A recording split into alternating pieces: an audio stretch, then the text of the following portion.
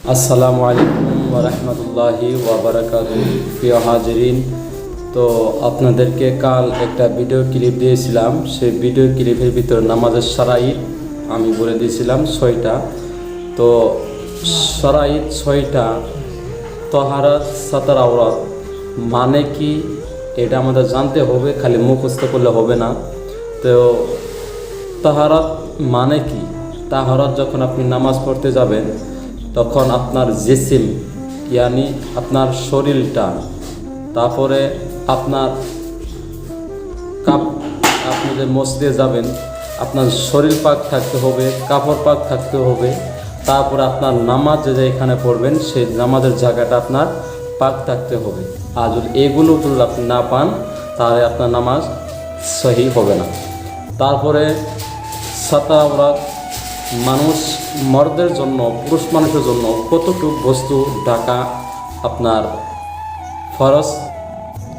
আপনার পুরুষ মানুষের নাভি থেকে নিয়ে সাইরে হাঁটু পর্যন্ত এইখানি জায়গা সতের আওরাত বলা হয়।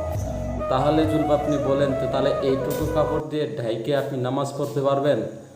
বিলকুল পাবেন, কিন্তু আপনি এখন এই যেই অবস্থায় আমরা আছি বর্তমান, এই অবস্থা আমাদের জন্য হবে না। কারণ আমাদের সমস্ত বস্তুই আছে ইনশাল্লাহ, আল্লাহ তাবারক ওয়া তাআলা আমাদেরকে দিয়েছেন, আমাদের আছে। কারণ আপনার একটা ওয়াকিয়া শুনেছিলেন, হযরতে আব্দুল্লাহ আনসারী রাদিয়াল্লাহু তাআলা আন, তিনি মসজিদে নামাজ পড়তে গিয়েছিলেন।